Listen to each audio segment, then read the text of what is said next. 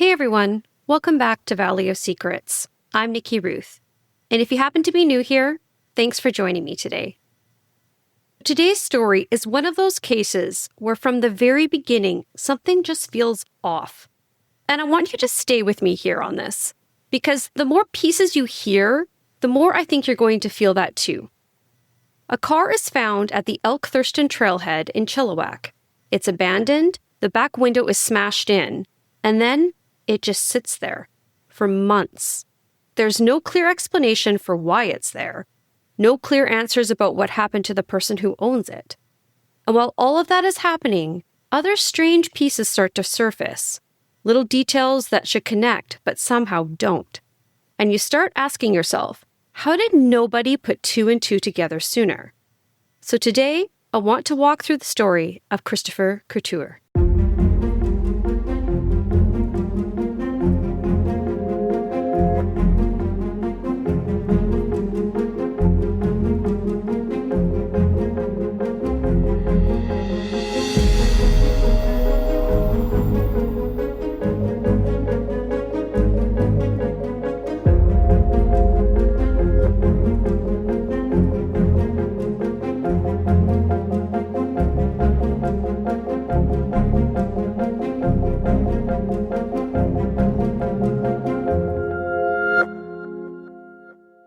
So let's go back to January 27th, 2019. An off-duty RCMP officer is up at the Thurston trailhead and notices a car that just doesn't seem right. It's a gray Saturn with Alberta license plates parked at the trailhead, and the back window has been smashed in. There's no one around and no sign of the owner anywhere. So the officer leaves an abandoned vehicle sticker on the car and then goes on with their day. And I'll be honest, I keep coming back to that moment because we don't really know what made the officer decide right then and there that this car was abandoned. Maybe it was because the window was smashed in, or maybe it was something about how it was parked or the conditions of the inside of it, something that we don't have details on. But I would genuinely love to know what was going through their mind in that moment, because this ends up becoming such an important piece of the story. Now, if you're not familiar with the area, let me paint the picture for you. The Thurston Trail is in Chilliwack, BC, near Ryder Lake. In the summer, it's busy, like good luck finding parking busy. The hike itself is pretty challenging, very steep in parts, but everyone I've talked to says the view at the top is totally worth it. I actually haven't done the hike yet, but it is on my list. January, though, is a completely different vibe. It's cold, it's wet, and if you didn't know, it rains a lot here in the lower mainland of BC. Trust me, I have questioned myself many times as to why I choose to live under the sea like SpongeBob. But I digress. So yes, in January it is quieter, but it's not deserted. You'll still usually see a few vehicles there, people who are committed enough to hike in the cold. So a car being parked there, not really strange, but I guess a car being parked there with a smashed window and then never moving, that's when things start to feel different. After that initial sighting on January 27th by the police officer, the car doesn't disappear. It gets reported again on January 30th, and then again on February 20th. And every time someone flags it, the outcome is still the same. The car is still there, still damaged, still untouched. So I don't understand why they didn't just tow the car away. I guess it's easy to look back now and say, well, that should have been handled differently. Hindsight always gives us clarity, doesn't it? But what really stands out to me is how much can hinge on small everyday decisions, not always big dramatic moments. Just things like whether a report gets escalated, whether a vehicle gets towed, or whether someone assumes, they'll probably come back for it, or whether someone stops and asks, should we be worried about the owner? And we'll talk about who that owner was and what happened next in a minute. But if there's anything I want you to take from this part of the story, it's this. Trust your instincts. If something doesn't sit right with you, say something, report it, and follow up. Because sometimes that one small detail, that one extra nudge is the thing that cracks a case wide open. So going back to the car, on May 16th, 2019, the RCMP sent a letter to the registered owner of the vehicle. The owner is listed as 25-year-old Kristofer Couture of Edmonton, Alberta. But here's the thing. Kris isn't in Alberta. He had recently moved back to Vancouver. So when that letter arrives, it didn't go to Kris. It went to his mother, Eva. And that letter is what set everything in motion. And I will get to what Eva learns, because it's a lot. But before we go there, I want to bring you back and tell you who Kris was, and what his life looked like before all of this started. Kristofer Sean Couture, who went by Kris, was born on December 9th, 1993 in Calgary, Alberta, to his parents Ron and Eva. And here's a little story about his birth that really struck with me. Eva talked about it on the Vanished podcast. She said she woke up one morning just not feeling quite right and asked Ron to take her to the hospital. They got there around 6:30 in the morning, and literally 9 minutes later, Kris was born. Whew, they dodged a bullet with that one. He was clearly in a hurry to get here, and honestly, that detail just feels so him from everything that I have learned about him thus far. By all accounts, Kris was a happy kid. He was social, athletic, competitive, and just full of energy. And he also adored his dad, Ron. Eva even said that they were best friends, which you can really feel when she talks about them. Growing up, Kris played hockey, rugby, and soccer, and eventually became a soccer goalie. His dad coached him even. Sports seemed to be their thing. It was how they bonded. But when Kris was just 9 years old, everything changed. His dad was diagnosed with brain cancer. And from that moment on, Kris had to grow up really fast. He helped care for his father. He saw things no child should ever have to see. Eva said he would help lift his dad during seizures, push his wheelchair around, really stepping into a role that no kid should ever have to take on. Sadly, Ron passed away in February 2011, just before Kris's high school graduation. Eva says after that, Kris changed. He became quieter, more withdrawn, and more introverted. He slowly drifted into being a loner.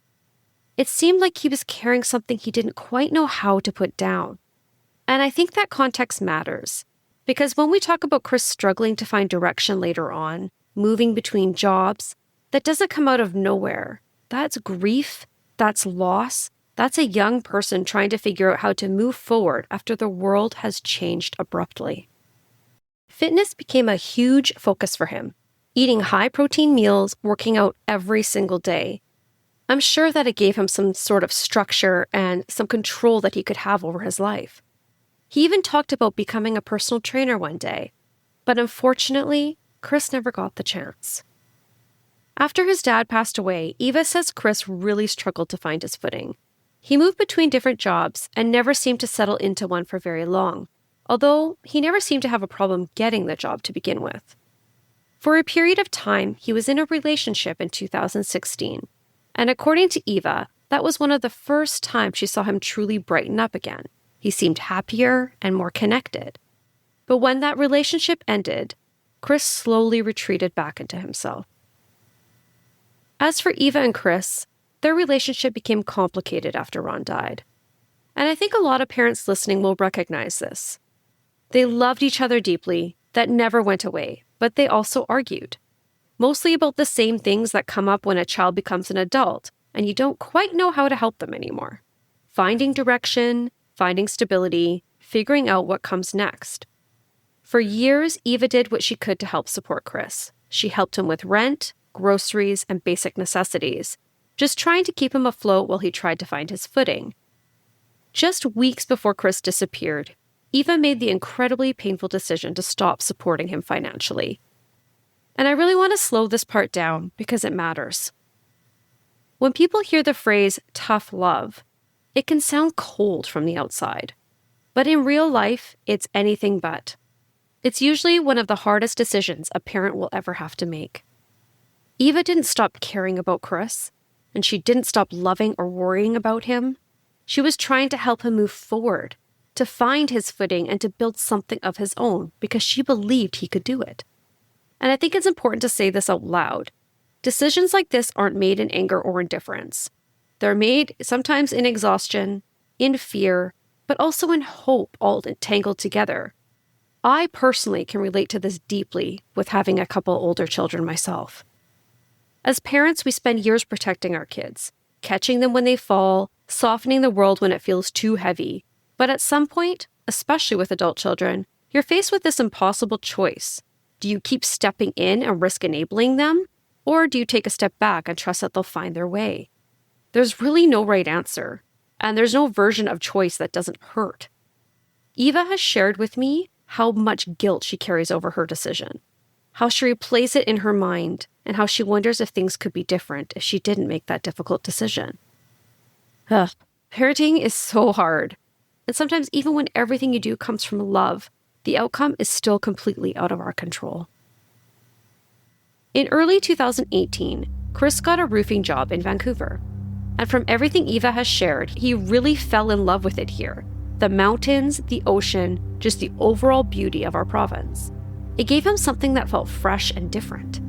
But later that year, from July to November-ish, Kris went back home to Alberta with a plan. He wanted to save some money. So while he was there, he did work some jobs, stayed with his family, and eventually bought himself a gray Saturn. It was one of those small milestones that felt important, like he was trying to get himself back on track. In December 2018, Kris's older brother Nick was visiting from Australia, so the family spent some time together. And for Eva, moments like that mattered, having her boys together again, even briefly. But around that same time, Eva and Kris had another argument. And if you've been listening, this is probably sounding familiar to you. It was, again, about stability, about finding consistent work, and about building a future and figuring out how he was going to move forward. After that argument, Kris packed up his things and moved west again, back to Vancouver. He was able to get his old roofing job back, which was great. And from Eva's perspective, that wasn't unusual. Kris had been back and forth from Vancouver to Edmonton many times before. So at first, there wasn't any panic, there was just distance. But then something changed. After he left, Eva tried to call him. She tried texting him, and there was no response. And that was strange, because Kris usually did check in, or if he was really struggling, he'd reach out and ask for money. But this time was different because Eva had recently stopped supporting him. Like I said, she had cut him off. And she started to wonder if maybe he was just really angry with her and he needed some space. Maybe he was punishing her by going quiet. And honestly, that's a very human thought to have. And a lot of kids do that. They will just stop talking to the parent as a form of punishment, knowing how much as a parent we want to connect with our children. Eventually, when her calls and texts still went unanswered, Eva sent him an email. Not to argue or push him, just a simple practical question, asking what he wanted her to do with his mail. Kris did reply on January 26th. He told her he would update his address, but to hold onto the mail for now, and that was it. That was the last time Eva would ever hear from her son. And then the silence really set in. Days turned into weeks, weeks turned into months. No calls, no texts, and no emails. Mother's Day came on May 12, 2019, and when Kris didn't reach out, that's when it really hit her. She remembers thinking he must be still so angry. And again, that's such a human assumption to make. When you don't have information, your mind fills in the gaps with what feels emotionally logical. It was only a few days later, on May 16th, that Eva received that letter in the mail, and that is when everything changed. When Eva opened the letter, she learned that Kris's gray Saturn was found abandoned on January 27, 2019, almost 4 months prior, sitting at the Thurston trailhead. She learned the windows had been smashed out, that the ignition and latch had been punched out, and that the car was undrivable. She also learned that it hadn't been noticed once, but it had been reported multiple times, and that it had just sat there untouched for months before finally being towed on May 7th. And here's the part that's really hard to sit with. No one had contacted her about it. And I can't even imagine what that moment must have felt like for her. To realize that while she had been assuming her son was just angry and just keeping his distance, his car had been sitting abandoned at a mountain trailhead the entire time. And suddenly, the question isn't, why hasn't he called? It's, where is my son? Eva knew immediately that something was terribly wrong. And on May 17th, she reports Kris missing. The next morning, she received a call stating that if she didn't come pick up the car, it would be destroyed or she would be billed for it. And knowing what Eva must have already been going through, the timing felt really insensitive. So when Eva finally spoke with police, this is where things take a turn. And I want you to sit with me here because this part is a lot to take in. I'll try and go step by step. She learned that they already had been looking into Kris. But not because of the abandoned car, and not because his vehicle had been sitting smashed and untouched at a trailhead for months. They were looking into him because of identity fraud. And just take a second to let that sink in. Because if you're Eva, and you're hearing this for the first time, that's not what you're expecting to hear. On April 3rd, 2019, Kris's wallet and identification were found inside a stolen vehicle. Police did actually contact Eva on that date and ask her if she knew where her son was. She told them that she didn't, and that she was really worried about him because, remember, she hadn't heard from him since January 26. And according to Eva, the officer then said something along the lines of, "Well, now you know where he is. He's in Chilliwack." And I don't know about you, but when I heard that, I stopped. Because having someone's ID doesn't mean they're there. It means someone else is moving through the world using their name, their documents, and their life. And that distinction matters. Eva then learned that someone had attempted to use Kris's driver's license and passport to rent a vehicle, and it was flagged and sent to the fraud department. Then just days later, on April 13th, there was a break-and-enter in Chilliwack. A woman was arrested, and when police searched her, they found old pay stubs belonging to Kris. And at this point, you can probably feel it too. Every answer just opens up more questions, because Kris's name keeps showing up, and his belongings keep moving around, but Kris himself is nowhere to be found. And as if all of that wasn't confusing enough, there were also bank transactions that just didn't add up. On February 12th, Kris's bank card was used at a Husky gas station in Chilliwack. But here's the problem. By that point, his car had already been sitting abandoned at Elk Mountain for weeks. Eva was sure that wasn't Kris. Then there was another attempted use on the card on April 30th. And again, that one didn't make sense. I'm not sure where that was. I didn't get any information on that. And with all of this happening, with Kris's name, his documents, his car abandoned, and knowing that the car was registered to him, I just don't understand why the police didn't put two and two together and say, okay, where is this Kris guy? We need to find him. It just, I don't know. I don't understand. It boggles my mind with that one. Eva eventually came to Chilliwack herself to help with the search. And remember, it had been 3 to 4 months since Kris was last seen, so that's a long time. But search efforts did happen. Helicopters flew overhead, search dogs were brought in, search and rescue teams combed through the area. And despite all of that, there was no trace of Kris. And honestly, that doesn't surprise me, and I'll tell you why. I actually went up to Elk Mountain Trailhead myself a couple weeks ago. I wanted to see the area, to understand it better, and to pay my respects to Kris. And standing there, it really hit me just how dense that landscape is. Tall trees packed tightly together with thick brush. And it was very uneven ground everywhere except for the main trail. It's the kind of place where even with a full team, it would be nearly impossible to search every single area. And when you factor in how much time had passed, along with months of rain, any scent that search dogs might have picked up would have been long gone. I actually did film my visit there so you guys could see for yourself what the terrain, the parking lot, and the space for Kris's car was found. So if you want to check that out, I've shared it on my Instagram and Facebook at Valley of Secrets Podcast. Eva also said they checked local shelters, just hoping somebody might recognize Kris's name or face. But there was no success in that.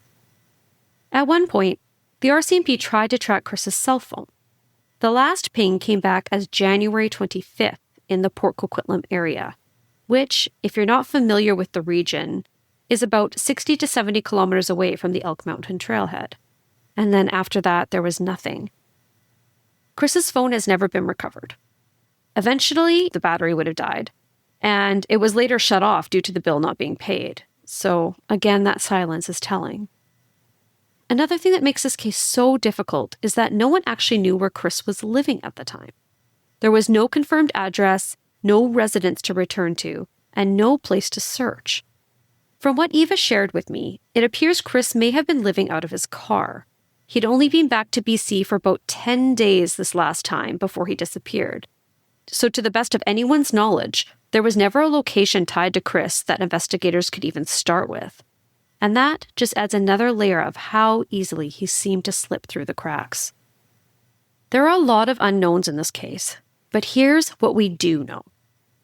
On January 25th, Kris worked his roofing job in Maple Ridge in the morning.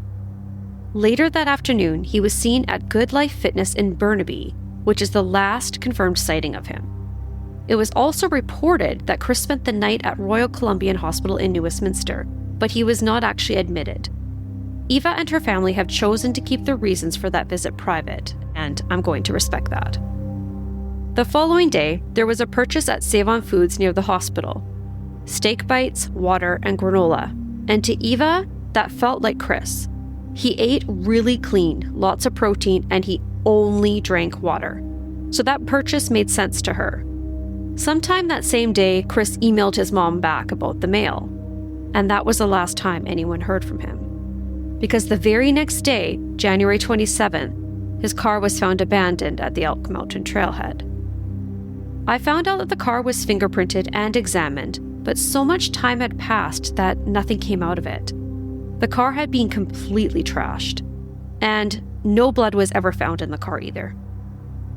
So at this point, you're probably asking the same question as I am. What happened to Kris? There isn't one clear answer, but there are a few possibilities, and I want to walk through them with you, not to draw any conclusions, but to sit with them together and see what feels plausible and what doesn't. One theory that keeps coming back for me, and one that feels worth sitting with, is the possibility that whatever happened to Kris didn't happen at Elk Mountain at all.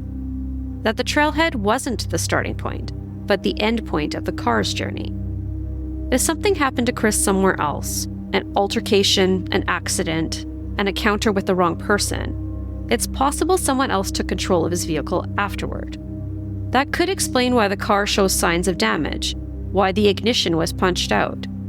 If this theory is true, to me it would mean that whoever moved the car from the original site was most likely a local to the Chilliwack or Fraser Valley area. You would have to know that Elk Mountain was way off the beaten path, up a winding mountainous road that is remote enough to delay discovery, but also public enough to blend in for a while. And it could also explain why nothing connected directly to Kris was ever found there.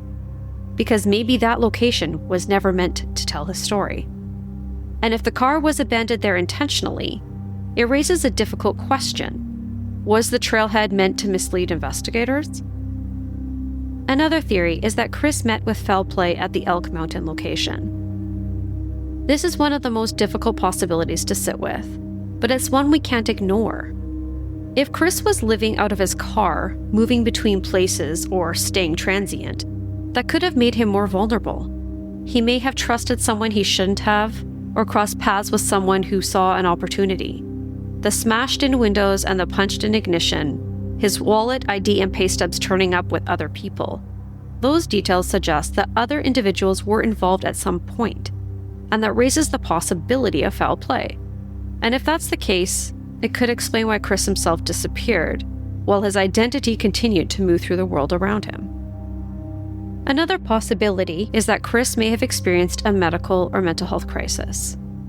We know he spent some time at Royal Columbian Hospital shortly before his disappearance, even though he was not admitted. And while we don't know the details of that visit, the fact that it happened still matters. If Kris was overwhelmed, disoriented, or struggling in ways that weren't fully visible to the people around him, it is possible he left his car either intentionally or unintentionally, and ended up in a situation he couldn't recover from.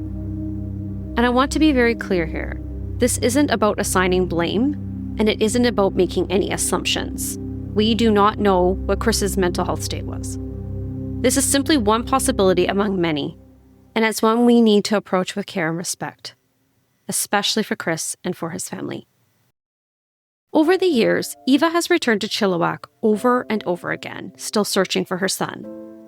And when I talk to her, one thing that always comes through is the guilt she carries. She shared with me how she feels like she failed as a mother, and hearing her say that honestly breaks my heart. She said she misses her son every single day. And every year on Kris's birthday, instead of letting the day pass quietly, she asked people to donate to a charity that's close to her heart in his honor. In 2023, she organized Coats for Kris, collecting winter coats for children in need, turning her grief into something that could help someone else stay warm and stay safe. And yet, despite all of this, there have been no new tips. Come on, guys, somebody out there knows something. That silence has been devastating, not just for Eva, but for everyone who loves Kris. In 2021, new missing persons posters were put out, keeping Kris's face and his name public. A $10,000 reward was offered for information leading to his whereabouts. Then, in January 2024, an anonymous donor added another $10,000, bringing the total reward to $20,000. And still, Eva is waiting. And when you strip away everything else, the timelines, the unanswered questions, and those theories, what you're left is with something very simple and very human. This is a mother and a son. Kris was a young man who was still trying to find his way, like all young men his age. But he was still carrying a grief and still figuring out who he was meant to be. And Eva is a mother who never stopped loving him and hoping and searching for him. Her days are still shaped by one question: where is my son? Until there are answers, that weight will not lift. Kris deserves to be found, and Eva deserves peace. And the story deserves to be remembered not just as a mystery, but as a life that matters and a mother who refuses to give up. If you have any information about the disappearance of Kris Couture, I urge you to contact the Chilliwack RCMP at 604-792-4611. Or if you prefer to remain anonymous, you can call Crime Stoppers at 1-800-222-8477. Like I said, someone must know something, and even when we think it's a small thing that we know, it could open the case wide open. Please call.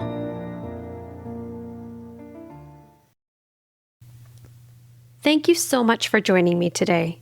If you enjoy this podcast, please consider leaving a 5-star rating and review on Apple Podcast, Spotify, or YouTube. You can also follow me on Instagram and Facebook at Valley of Secrets Podcast for upcoming episodes and to see photos and videos of the cases covered. I'll be back next week with part 1 of the Robert Willie Pickton story. Trust me, everyone, this story is a doozy that you will want to hear. But until then, stay safe, stay aware, and stay curious.